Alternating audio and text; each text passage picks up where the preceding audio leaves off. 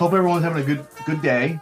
I hope I can keep everybody awake. My name's David Sulock. I'm an environmental consultant. I'm employed by Curren Environmental. I've been doing environmental consulting for a little over 30 years.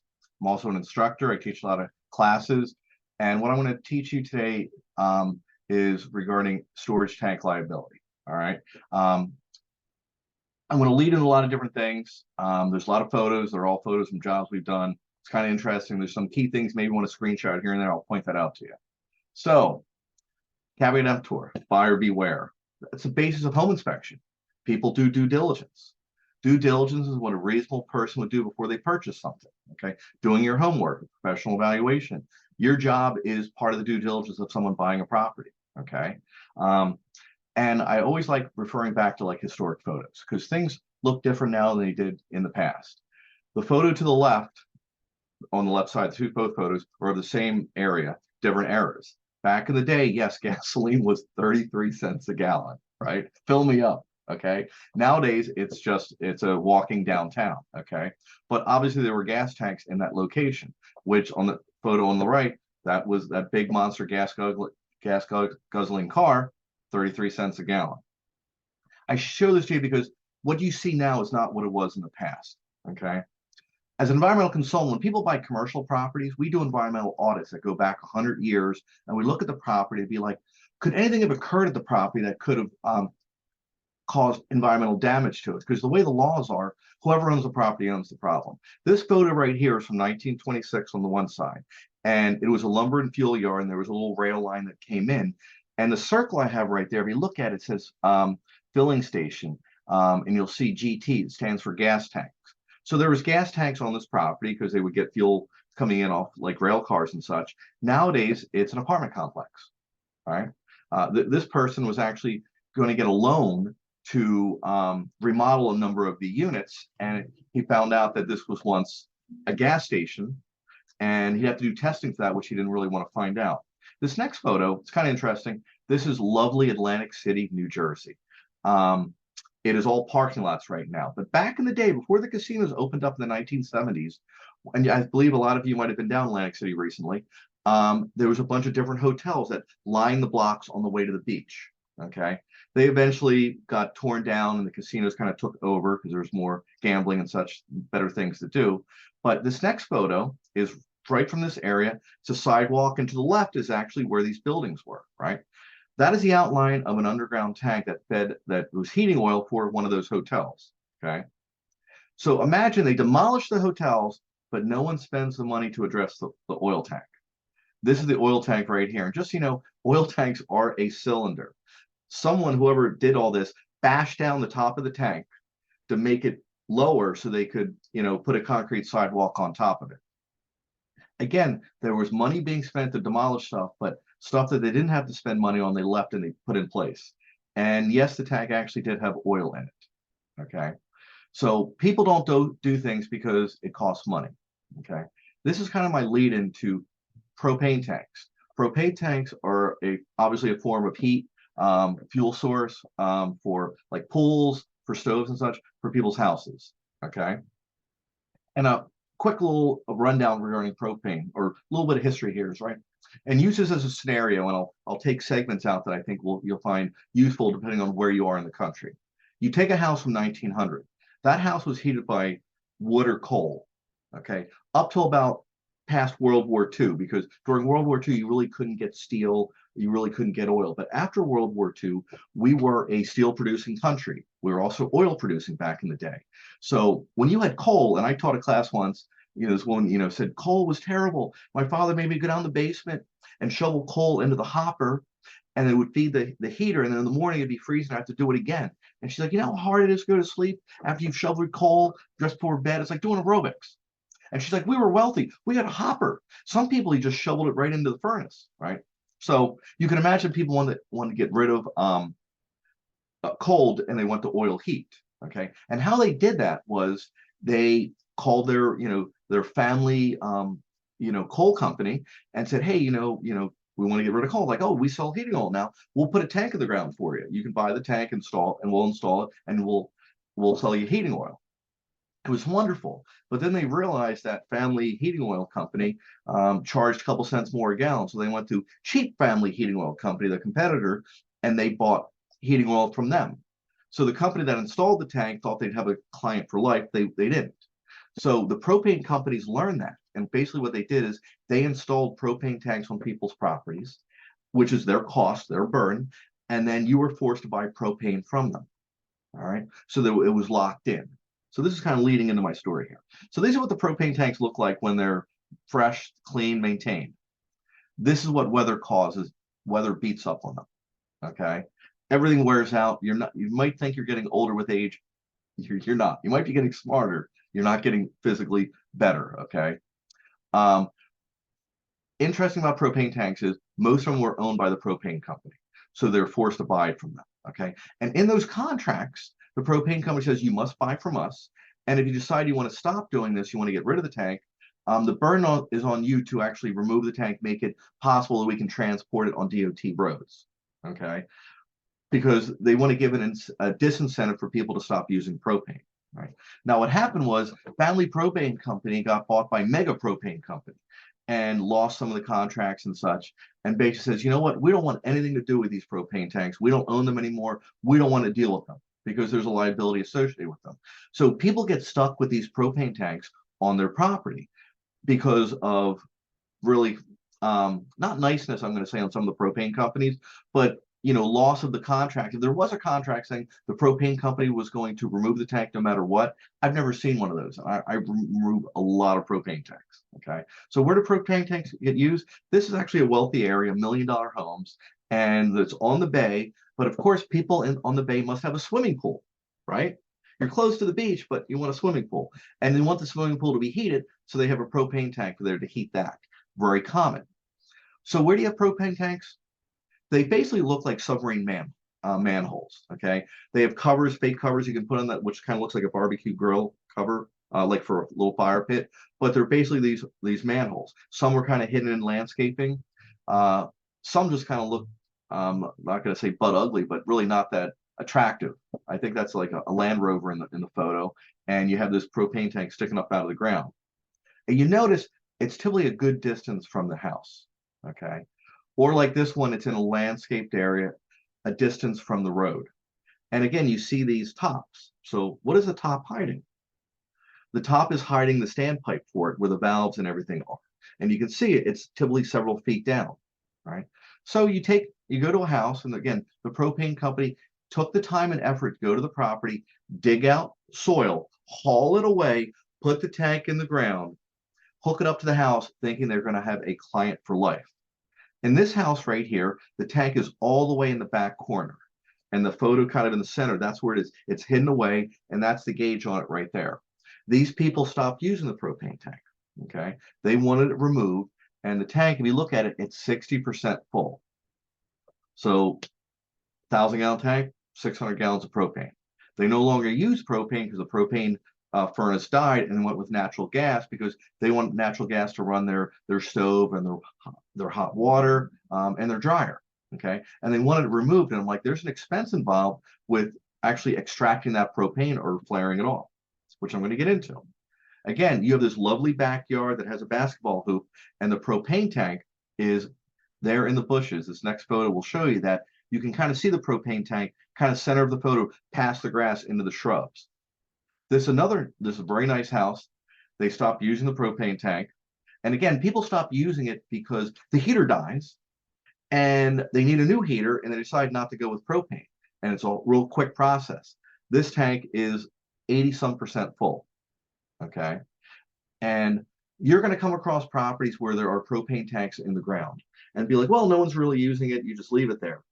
I work for a lot of propane companies, and no one at any propane companies ever told me that they would feel comfortable having a unused propane tank in the ground, having propane in it for any number of risks. Okay. When you go into tank sizes for propane tanks, they're typically longer and narrower than like a typical heating oil tank. A 1,000-gallon heating oil tank, it's about 10 foot long. A 1,000-gallon propane tank is close to 16 feet long. So you can imagine when you remove it, you have this much material to remove to get to the top of the tank, and you're digging a very long, narrow hole that could be, you could have a patio on top of it. You could obviously landscaping on top of it, and you're just disturbing a much greater footprint, which of course you can beautify. Like any backyard you've ever been in, you'll see that there's a swimming pool. You're like, swimming pool looks great. When that swimming pool was being constructed, it was a war zone. It looked terrible, but you can make it all nicey nice. But there's an expense involved. And part of my point of discussing these things with you is to point out to the fact that there's an expense that people have that they don't realize. And it's something that they should be aware of, and because it's a burn on them. And I've never seen anyone be like, thanks for spending all this money for decommissioning, removing my propane tank, because they didn't really get all that much out of it, and they wish they had addressed it before they bought the property. Here's a typical example. Here's one in the rear corner of the yard. Obviously, that's the shed back there. That's the rear fence. So you know it's the farther point of the yard where this is, where equipment has to drive across the area. You dig up the tank. This was actually a small tank, and you're disturbing this area. What you can't really see is all the dirt we have over here. The longer the tank, the more of an area that you're going to wind up disturbing, right? And this property, you don't even see the house. You see where the propane tank is. It's far off the property, okay? You'll see the tire ruts going to it. If we had taken more photos, you would see how much that yard got more beaten up because we're driving across it with the machine to dig it. And then we're driving across to carry the propane tank away, but we're also bringing dirt back there to do that. And you're disturbing it. So you're going back and forth, running up to people's property. Could be 100 feet, could be a couple hundred feet. It's typically not directly right off the driveway. That's it coming out of the ground. I love this photo, okay, because there's a propane tank in the ground there. That's what you see dead center of the photo. But there's a newer one right behind it. So case in point, they stopped using the one propane tank. Either they divorced themselves from the propane company, or there was a problem with the propane tank. So rather than remove that tank, they put a new tank above ground. So the people buying the property, they were advised that that underground tank should be removed because it seems to be a liability.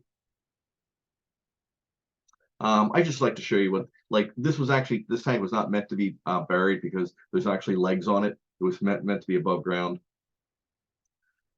So going to like cost, expense, and liability with a very unused propane tank, because a propane tank that's in use, really no harm, no foul. You're using it. There's a problem with it. It's not going to function. Your heater, whatever you're fueling, is not going to work. It can be investigated. You have fittings on this that they don't open, people don't touch them, they rust, things wear out, you can have issues. Okay, so typically when people stop using the tank, everyone's like, oh, it's empty. And it's very rare that someone can use it to burn off, if you're running your house, you're going to crank the heat until it completely dies, and then you're like, all right, now I'm going to make the conversion. That's typically not how it works. It's typically the furnace breaks, right? So leaving some quantity of material in there. And here's the rub that a lot of people don't realize. When you see an empty reading on a propane tank, it could very well have 12% remaining fuel in the tank, right? 12%, 1,000 gallon, 12%, right? So 30 gallons remaining at would be 250, 60 gallons at 500, a fair amount of propane, okay? These are all tanks that people had us get involved with and said, oh, they were empty. And I said, go out to the tank, lift the submarine lid, take a wet paper towel, rub that, the gauge cover, and take a photo of it. And they're like, oh, that's 25% propane. Oh, the other one's almost 60%. And let me tell you, a lot of husbands have this dream of taking the propane tank, hooking up their gas grill to it so they never have to buy gas again. It's like a dream, but it's a fool's dream. It just doesn't happen. So what do you do with that propane? Typically, the propane supplier does not want it back. They want nothing to do with the tank. They want to sell propane. They don't want the risk associated with it, especially because it's all rusty. It's a hazard to their employees. So what do? You can flare it off. It's a controlled burn. The one on the right is a very nice controlled burn because there's nothing around it, and you can burn the propane pretty quickly. The one on the left, not so much because it's a wooded area.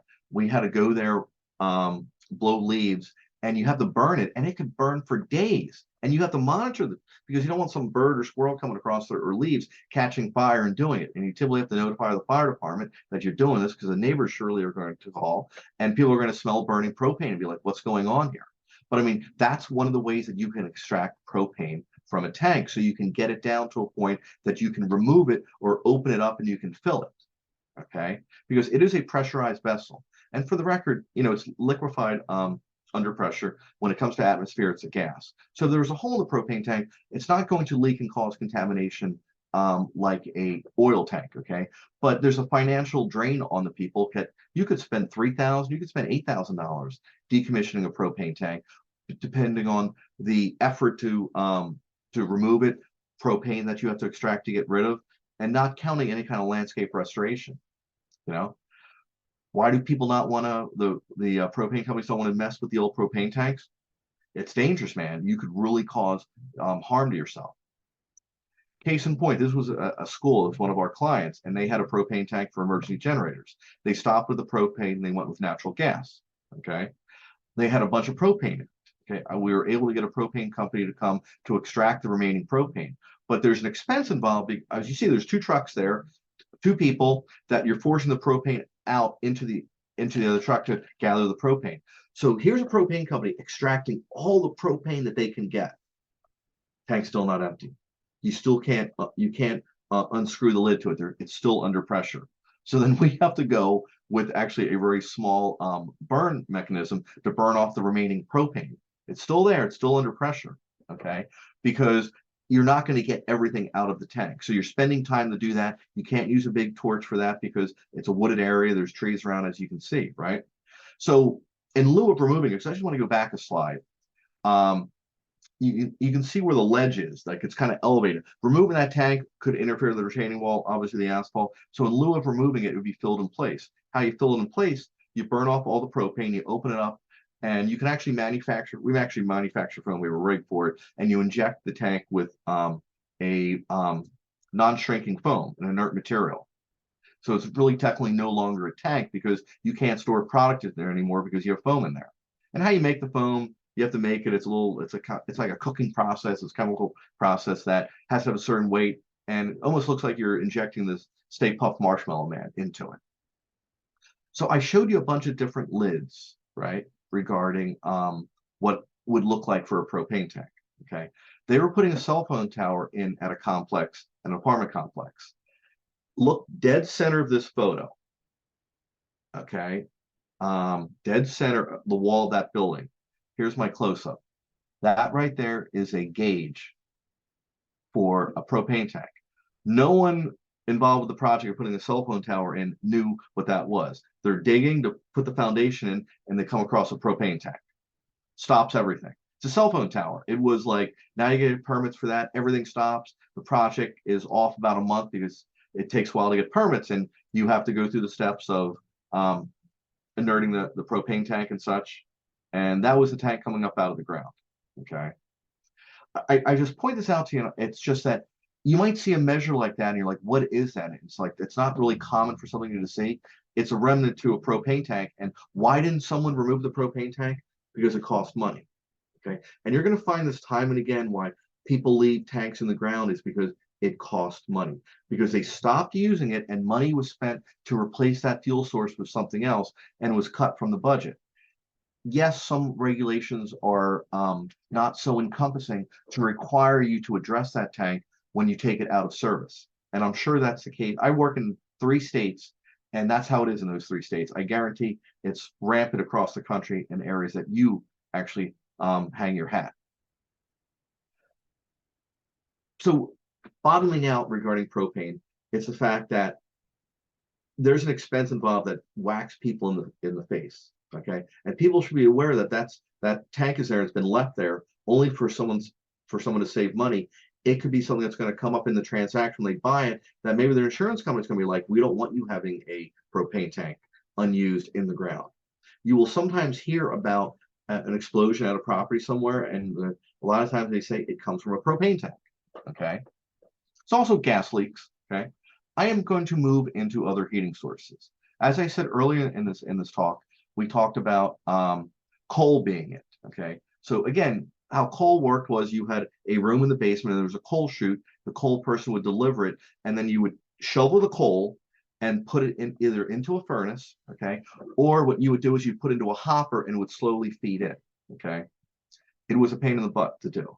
So people went with petroleum storage tanks. So this is a before and after picture. Back in the day, people had coal, okay, and that was a coal yard, also a gas station, and they eventually went to sell heating oil and eventually closed down. This would be the opening you would have for throwing coal into a furnace, okay. As you know, we mine coal in the United States. Actually, certain states still use a quantity of coal for fuel. I actually use the wood coal for barbecuing. I like that a lot. This is actually, I love this picture because this was a coal room in the basement, and the coal was left there when they stopped using it. And on the right hand side are actually above ground heating oil tanks, just to show the transition from coal to actually oil. And you might be thinking, well, Dave, what about natural gas? Well, natural gas was a monopoly and it was expensive. Fuel oil was sold by your local family fuel oil dealer, supported your little league team, maybe bought you a beer if you golfed together, and it was a local business. Okay. And they know they had to be a competitive business because they had competitors who were just as well as family owned businesses wanting your business. The gas utility, they want to run a gas line in front of your house and hook up, and you're going to pay whatever they want to pay. Gas didn't really actually become economically better than heating oil until the early 1970s during the oil embargo, where the Arab countries kind of cut off the flow, oil prices went up, and the government kind of forced the gas utilities to lower their prices, and it became more prevalent. Okay, but back in the day, coal and heating oil fed these old, octopus boilers. Crude oil was distilled from to create kerosene. First oil well in the U.S. was actually Titusville, PA. John D. Rockefeller's company, who was a robber baron of the day, is actually ExxonMobil today. So the gas company was more expensive and they wanted your business. Okay, the oil was more competitive, and if I know anything, people are cheap and they typically take the cheapest route. Okay, I'm talking to you from New Jersey. I'm about 7 minutes from the city of Philadelphia. Yet we are Eagles fans. Sorry. And in this region of the country, heating oil was very prevalent. But I get phone calls from tanks from like Carolina, Seattle, Chicago, just because people have questions on stuff. So oil was used throughout the United States. California, I have someone, they're putting a pool and they find an oil tank in their yard, right? The golden age of heating oil, okay, was 1900 to the 1980s. Really, after World War II, it boomed because we had a surplus of oil and we had a steel producing country. So the conversion from coal to oil allowed people to build these tanks cheaply and of high quality, and you never had to shovel it anymore. The oil naturally came to it.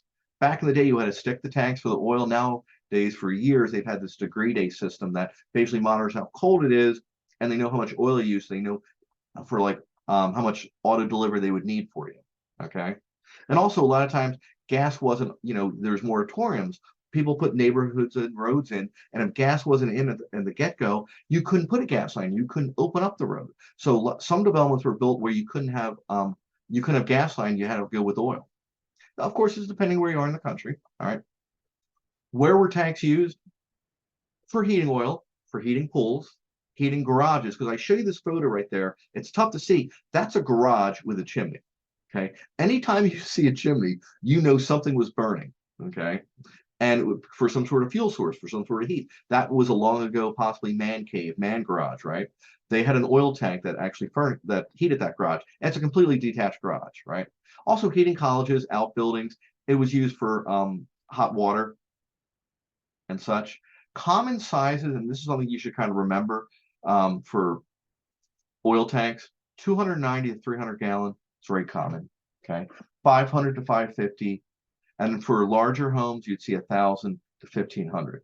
I had someone email me today. They had a tank in their basement, and he emailed me, and he's like, "It's a 1,000-gallon tank," and I'm like, "It's actually not. It's a 290. 1,000-gallon tank would be significantly bigger." And a lot of the tanks have a UL, Underwriters Laboratory label on the top that will tell you the size and where it was made. Also, sometimes the newer tanks have a sticker on them. Okay. So uncommon size of the tank that you're probably not going to find across, and to make you look smarter, 150-gallon tank, about 355-gallon drums. That's not really a manufactured size, nor is 750, 850, or 1100. I have seen a number of 750s in some unique circumstances, but but it's very uncommon. All right. The old tanks that people made, single wall steel. The Congress passed legislation in the 80s regarding upgrading tanks on a commercial level because metal rusts. Rust never sleeps. Okay. And these single wall tanks will fail. That's why we have double wall holes for tankers. Exxon Valdez, great example, right? So the tanks you see today at gas stations are a tank like this, an STI P3 tank, right? It's a double wall tank with a fiberglass coating on the outside, and it has all these bells and whistles to it, leak detection monitoring. There's a computer algorithm that runs all the time to know if you're getting any water entry or any kind of loss of product, right? And a double wall tank is just the way it sounds. This is a double wall tank right here. It's a tank within inside of a tank. And they typically have a probe in that interstitial space. Interstitial space is a space between the two tanks, right? And if they typically have a gauge in there, so it can monitor if there's any liquid coming in or petroleum getting out. And yes, they actually have these. This was actually a property in Delaware. And on the right-hand side, that is not the Steelers logo. That's for the Steel Tank Institute. This was a double wall tank with a fiberglass coating on the outside. The idea behind that coating is metal's not touching the wet soils. It reduces the rust potential of the tank. So older tanks, bare steel, newer tanks like this. Not that common that actually people put these quality tanks in the ground, quite frankly. You can go with above ground tanks. This Roth tank on the right-hand side, they were engineered in Germany. If I want to say a tank is sexy, I think a Roth tank is sexy because it has like almost like a milk carton liner on the inside, and they have aluminum on the outside, and they have a gauge to know if they're in that space and there's any leakage. They come with industry leading, and I don't sell these at all, 20, 30, 40-year warranties. It's a really quality tank. Outstanding warranty. They come with insurance policies. Whenever I see a tank like that on a property, I'm like, someone invested for the long term. Because a lot of times people are thinking, I'm going to be moving in so many years. I don't need the 40-year shingle. I don't need the better quality. All right. But I also tell people that if I have an older home and I see a newer tank like this, I'm like, what happened to the older tank? Because the world I live in, people don't spend money unless they have to. All right. But there are also other tanks, and I'm not bashing them whatsoever. I'm just telling you that there are tanks. Granby is a big manufacturer of tanks. And you know Granby because there'll be a G on the end of the tank. And this one offers a 10-year warranty. 10 years for a car, pretty awesome. 10 years for a tank, not so much. 10 years goes pretty quick, right? This is a listing of different tanks that Granby makes. And you'll see 25, 25, 25, the column kind of to your right. There's also 10-year, 10-year, 10-year, 10-year. More 10 years than there are 25 years, right? So why would someone have oil heat for a house? Older the home, oil heat was kind of phased out in the 1970s, right? There's liability with oil heat. And the fact is when an oil tank leaks, there's no alarm, there's no bells or whistles to let the homeowner know that that's the case. And it leaks, it can leak and cause contamination, and all states have standards for petroleum levels in the ground. When you exceed a level, you're going to require remediation, which means spending money, all right? This house right here was from the turn of the century. It had coal, and also had, that actually was about a 1,500-gallon tank that they had on the property. I show that to you for perspective. Nothing has been enlarged or changed in the photo, right? So, you know, a house like that, as you can imagine, not a whole lot of insulation, probably drafty. And because it was probably installed after World War II, they probably put a larger tank in so the fuel oil dealer could come and drop a bigger load and give that person a discount for it. And it was less likely to run out of fuel because you had so much excess capacity. But a lot of people think tanks are kind of ugly. So people put tanks, they bury them. This tank is in a crawl space. And I'll tell you something. Difference between an above ground storage tank and an underground storage tank.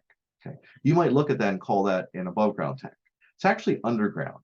And because you see the majority of it is underground, but by federal definition, if 10% or more of the tank is below grade, it's considered underground. So 90% above ground, 10% below ground, it's considered an underground tank. So I kind of told you earlier that it was a lot of independent fuel oil dealers installing these tanks, right? So everyone has an opinion on things, right? So where do they put them? Anywhere they want it. Top photo was underneath a side porch. not a deck. Back in the day, it was a porch. This was behind the house. They put a deck on it. The upper right-hand corner, that was a crawl space underneath a porch as you walk in the front door. That one right there, they built some stairs on top of it. Tanks were installed willy-nilly wherever they wanted to put it. All right. Why are oil tanks a concern? Rust never sleeps. Oil can contaminate soil and groundwater. And I actually teach an environmental regulations class. And I tell people that environmental regulations are not fair. Before the 1970s, before the EPA was formed, I asked people, do you know what pollution was called in the 50s or 60s? I would say it was called legal. It was allowed to do because there really were no environmental regulations. Since the regulations came into effect in the 70s and people were polluters, legal polluters, right? It's come out with a term called RP, responsible party, saying that if you cause the contamination or you own the property with the contamination, you are the responsible party. So you're like, hold on, I own it, but I didn't cause it. I'm the responsible party. That's the way the law is because pollution was legal back in the day. So you have contamination on a property, there's an expense associated with cleaning it up. As I said, top of the line for like a propane tank, maybe $8,000 or something, right? A lot of money. $8,000. I could put a patio in, deck. I could go on vacation somewhere, right? Oil tank leaks can be tens of thousands of dollars. It devalues the property, might be hard to get a mortgage. Insurance companies kind of wrote these policies out to cover these because they had big losses.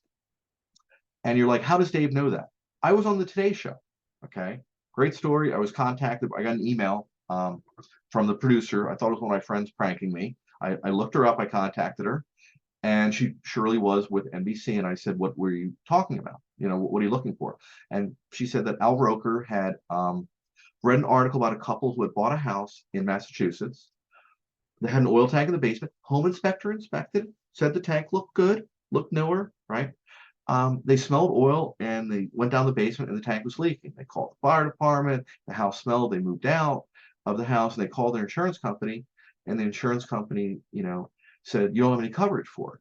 And they're like, what do you mean? You knew it was there. And like, it's an excluded part of the policy, right? So he thought that was a really great idea. So the idea behind it, they want to do a story regarding how do you manage your oil tank? How do you maintain it? Which you think a house should come with a instruction manual. I said that wasn't really a great idea. And I said, you probably should more talk about the liability of these because no one really knows. Everyone expects it to last forever and it really doesn't. And the reason being is environmental regulations. You're like, how can environmental regulation harm the environment? Well, if you're old enough to remember acid rain, we don't have it anymore. We solved that. That was awesome, right? Why? Because sulfur was a leading cause of that. So they reduced the sulfur content in fuels. They put scrubbers on coal-fired plants and such. But sulfur is an antimicrobial, antibacterial. Like you'll hear about sulfites in wines, which are naturally occurring in wines, but they also add sulfites to stabilize the wine as a preservative. Okay.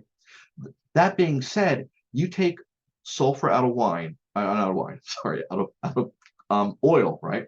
Moisture gets into the tank through condensation. Water goes to the bottom. Oil and water don't mix. And what happens is you create a sludge that's acidic and it forms holes in the tank. All those holes you see in the photo right there are from the sludge on the bottom of the tank corroding it. But weather conditions also cause tanks to corrode on the outside. That tank on the left is rusty. The tank on the right, it's painted red. They call that primer red. It typically comes from the factory that way so it doesn't get scratched on the way there. And then wherever you put it, you typically paint it the color of what the house is or the basement. You don't typically leave it like that. But as you can see, moisture is affecting it and the paint is becoming deteriorated, which is a protective coating, and you see the rust forming. Here's a picture of the sludge that I was talking about sitting in coating on the bottom of the tank, right? Here's a great photo. You see that tank does not look clean or shiny or anything. This tank does. This is the newer tank. That's the very bottom of the tank. Low sulfur in both diesel and heating oil. Because of the sulfur, you get corrosion, and you can see all that rusting and pitting on there, right? Which you wouldn't expect. It's kind of an oxymoron because you're like, oil's a lubricant. So I expect the inside of the tank to be perfect, and I'd be worried about the outside. You actually have to be worried about both. We recently did this tank. That is a newer tank, and that is rust inside the tank. And it's rust, it's forming in a weird fashion. radicals. It's like you really can't control it. But yes, it's rusting there because, for one, these tanks aren't as well made as they were in the 1950s, quite frankly. I'd actually rather have a tank from the 50s than the 70s, because the 70s was a lot of imported steel. But the newer tanks, I don't really think are, they cut corners because they're just not as thick. It's, materials it costs money. This tank right here, as you can see on the right-hand side, the top was painted white, the bottom was painted that color, and you can see the tank leaked at the bottom there. What happens too is when you fill the tank with oil, oil goes down, it can rub the bottom of the tank. And it's like when you go to a museum, they say don't touch anything, because if a million people touch it, it starts to wear away. Well, this tank leaked, and that's what you got. Here's a photo, and I'm showing this to you because, again, you look at the bottom of the tank and you see all these holes in it. I apologize for the watermarks for the Curren. We do that because I keep seeing our pictures on other people's websites. I just show that to you because the holes are all along the bottom where the sludge is. So why do people bury a tank? They're not very attractive, and it allows you to store more, okay? And there were no environmental regulations, and no one really thought that a tank leak would be an issue. So you can imagine those are two 290-gallon tanks. So that is about 600 gallons of capacity. It takes up space in the basement. Would you want that in your basement, or do you want it outside? And here's a tip for you. When you see a handle on the end of a tank, typically a newer tank, more like from the 90s. No handle, typically an older style tank. So people have these tanks above ground. What do they do with them? The one on the top left, they put a shower curtain around it. The one on the one to the bottom left, they'll build a shelf around it. The upper right one, that's primer red. They just left it right there. And these people, they painted the tank white. They put it outside. Not really a great tank, great looking tank if you want to have a picnic outside in the backyard. The tank on the right, you can bury a much larger tank, put in the ground, have greater capacity. So if you don't want the look of a tank above ground, people buried them, or they wanted larger capacity, and that's what happened. I'm going to circle back to environmental regulations to give you a little bit of a knowledge base, a good talking point, maybe for Trivial Pursuit. All right. This river fire actually helped spark environmental regulations. It made the cover of Time magazine, the Cuyahoga River fire. Basically, someone saw water on fire and said, oh my God, what's going on? Wherever you are and has any kind of industrial past, factories, manufacturing was on waterways, both for deliveries, rail line could be there too, but also for discharging because it was legal. So obviously the water's not burning to the chemicals on top.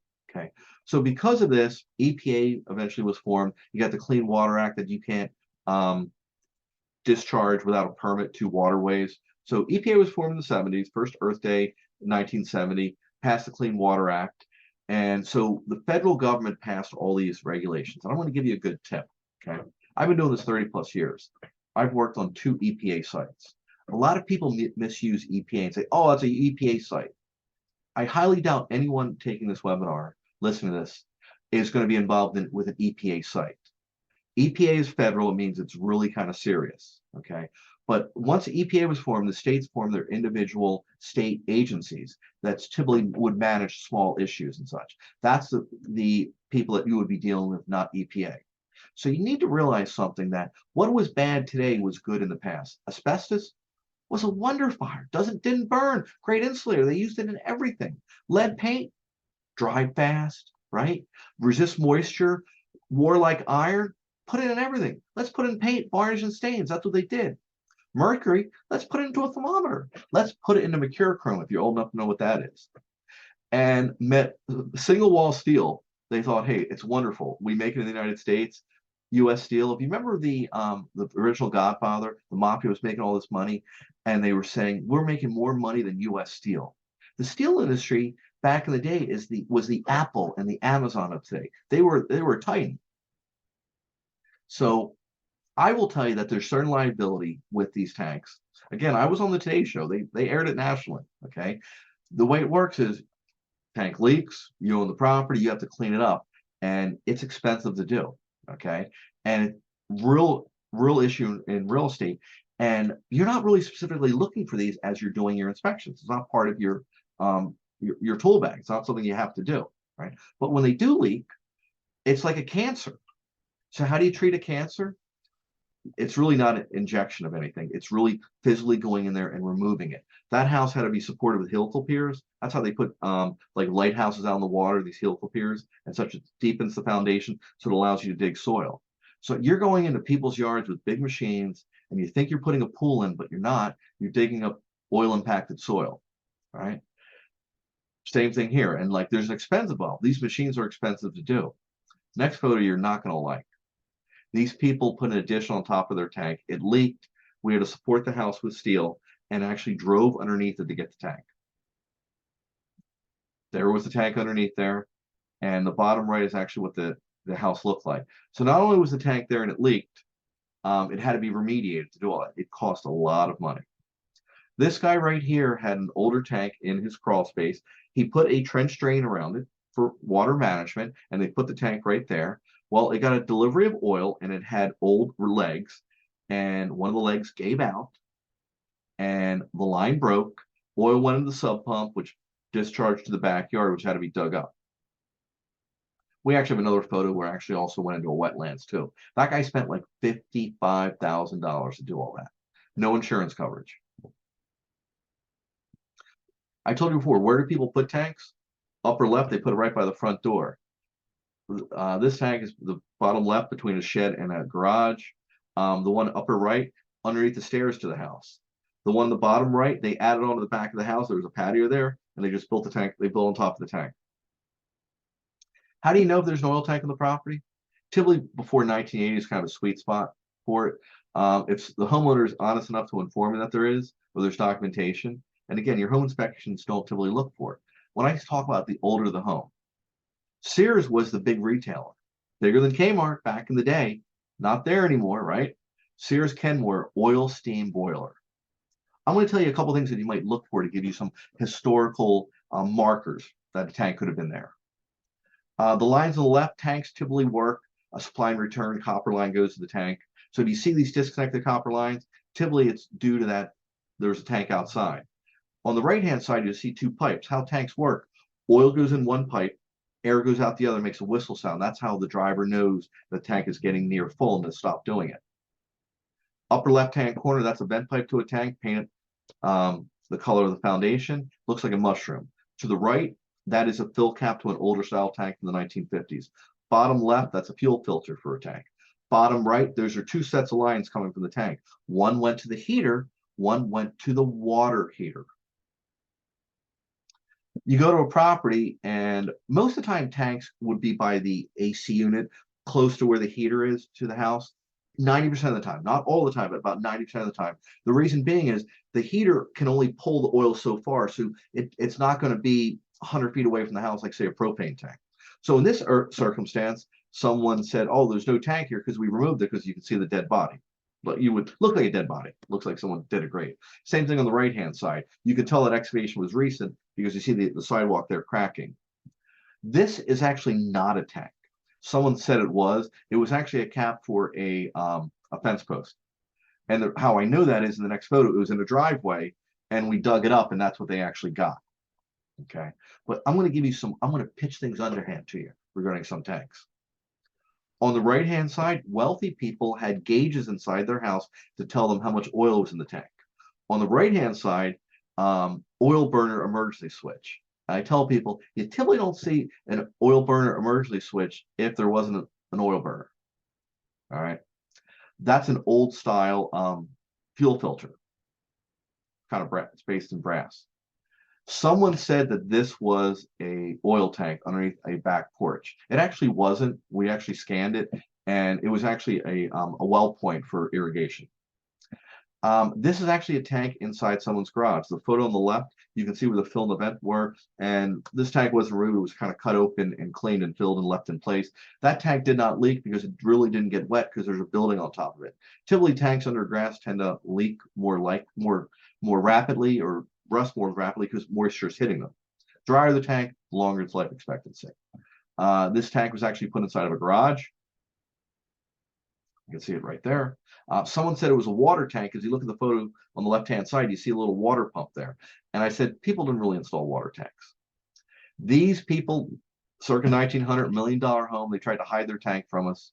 And you can see that that's a vent pipe right there. Really looks like plumbing parts. Again, fuel oil dealers did things willy-nilly any way they wanted to do it. Okay. And these people were actually in real estate, and they redid their driveway and tried to hide the tank, but they left some key markers that we were able to locate. We also used ground penetrating radar to find the tank, and they were quite upset that we did this. To remove that tank, you had to dig up all that stamped concrete, and you're never going to get it completely matching. These people put the tank under the front porch. Anywhere you want to do it. This is actually off the eastern shore of Maryland. That's actually a fiberglass ball tank. I think it's kind of cool, but you can see that they stopped using that tank because the photo to the right, you see that they have a newer above ground tank. This is actually a repeat of the photo I just showed you. I apologize. Caveat emptor, let buyer beware, right? But caveat venditor, let the seller beware, okay? Sellers have liability for their disclosure. And I said, I'm in New Jersey. It's a very litigious state. The saying goes, people sue at the drop of a hat, okay? And it's the case because people will hide things and cover things up because they don't want it to be found, because if they find it, there's going to be an expense involved, okay? So part of the whole due diligence, obviously, mortgage companies want to do title search to make sure there's a free title, there's not any other encumbrances. You want to appraise the property. Home inspection, I know a lot of home inspectors, and I always tell people home inspection is like a home education. It's your line of defense in like buying a property. And typically you're buying a used home, so you want someone to be able to look at it, okay? But there's also due diligence of tank scans, tank sweeps. You're specifically going onto the property looking for a tank, okay? Your inspections kind of exclude looking for tanks unless you see something glaringly obvious to point out, right? I'm going to talk to you about how 2 different ways people look for these tanks. Some people buy a metal detector and they scan the property thinking that the metal is the only thing. We are in New Jersey. We're close to the New Jersey shore, and you will see some weird people with a metal detector trying to find valuables along the beach. And they typically don't pull up in a Rolls Royce. It's typically a beat up Honda, all right? And they find a lot of bottle caps, all right?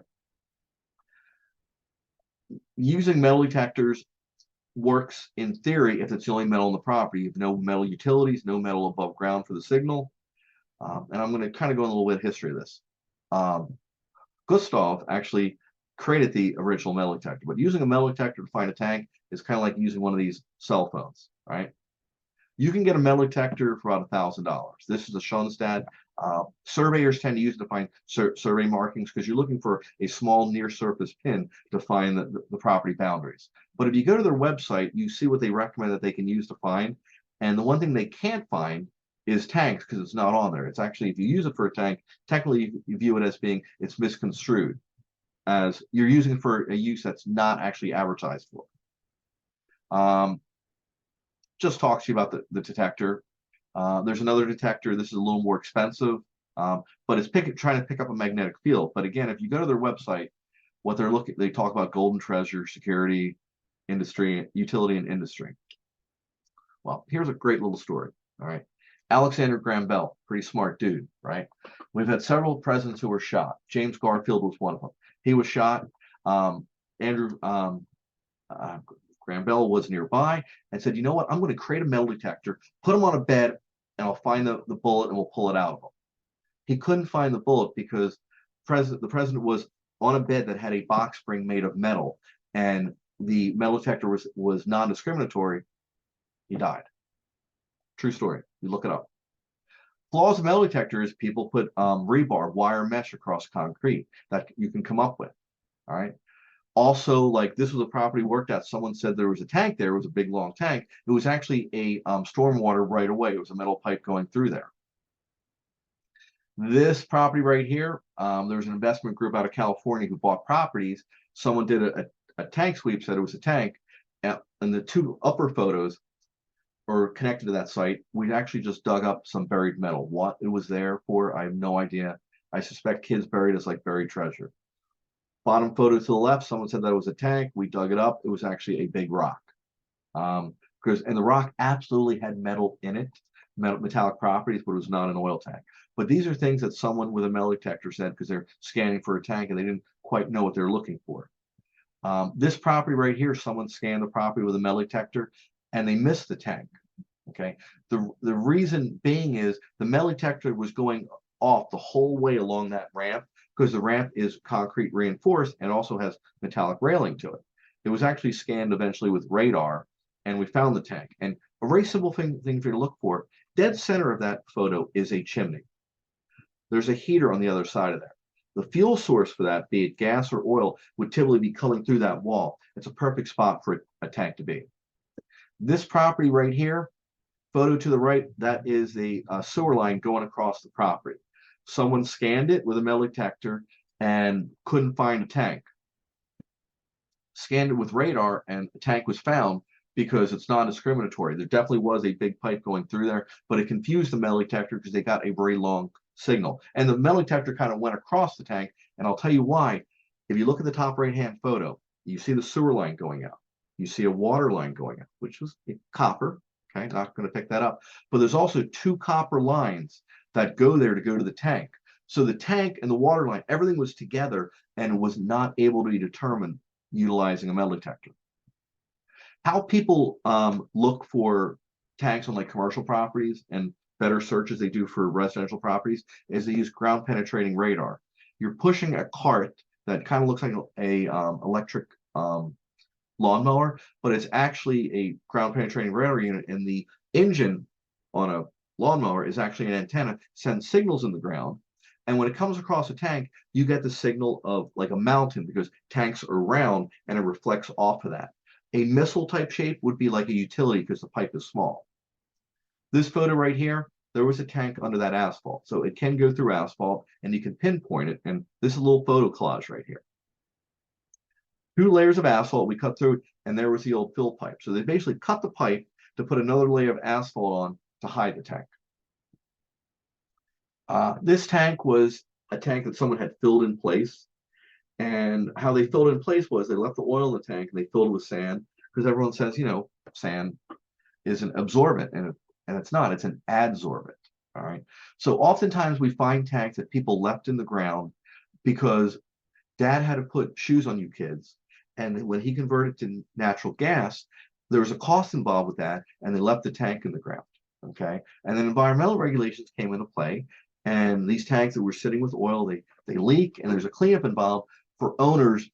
3 people passed when the gas was installed. So saying someone converted to gas in 1970, and today maybe someone's buying the house and they find out there's a tank there they never knew about because they never did any kind of research to evaluate it, because they didn't realize that you know, oil would have been a possibility because natural gas has always been prevalent. It's funny, like people will call us and they'll refer us, like some realtor will refer us, and I ask the person, what's your realtor's name? I don't remember. And I'm like thinking, like, you worked with them for, you know, so many weeks to buy this property and you can't remember their name. And you realize that it's so stressful for people buying a property, that, you know, the financial aspect, moving from point A to point B, all the houses they have to look at, finding one that you like, negotiating and everything, and getting a home inspection report with like, oh my God, this house, all the stuff that needs to be done with it, all this deferred maintenance. And they don't always listen to the advice that people have regarding, you know, should we get this radon inspection done? Could this old house have asbestos in it? Sure, it could. It's an old house. Like, you know, it was a green building product, you know. Tanks are kind of fallen by the wayside in some people's thought process until they hear a story about someone who spent $50,000, $100,000 cleaning this up. And again, it is not fair. The government basically says when you find contamination, when you own it, it's your responsibility. Just for, you know, kind of, I'm going to wrap this up in just a couple slides. Another thing involved with, like, people don't want to deal with the tank, and I showed you that first one in Atlantic City that they tore down the building, but they left the tank in the ground, right? Because you have to have training to go inside of a confined space. OSHA has regulations regarding that. You have to have proper personal protective equipment and such to do it. This kind of gives you a little background on me. Normally I do this, I show people in the class, I said, where am I in this photo? And they're like, where are you? And I'm like, I was in the tank. All right. What I've told you, I've kind of shared in a very quick format regarding my experience with liabilities with tanks, and they're typically really financial. Most of the time, obviously for propane, it's a financial cost, and it happens all the time that a home inspection is done and they see the tank there and they just, oh, there's really not much to it. But people say that, but I'm like, if I told you it's going to cost $6,000, would you consider that to be an issue? I would consider that to be an issue. Okay. Regarding oil tanks, it's a matter of like, is the tank there? Like, we got a lot of calls during COVID because people had above ground tanks in their basements, okay, and they weren't using them, and they wanted to start using them because they wanted more space. So and they're like, I've never used this, and they spend money to do this. I'm like, if I knew how much the above ground tank was, just the cost of the labor and everything to do that, they're like, I would have asked them to do that before I bought the house.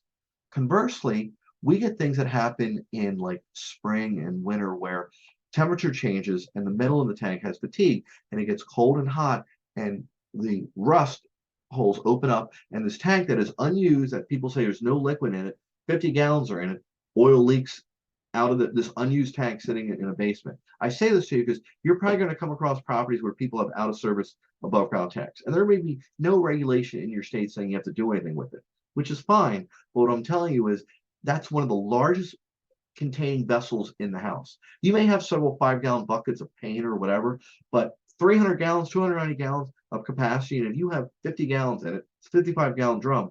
At some point, it's going to leak and it's going to run out, and bad things will happen. Bad things. I hope you found this somewhat educational, and I hope I kept you awake regarding the whole thing. I'm wrapping up a little bit early, which is kind of unheard of for me. I typically go well beyond what it is, but I tried to rush through it because I didn't want to take up too much of your time. So I'm going to end it now. I hope you have a really great day, and thank you for listening.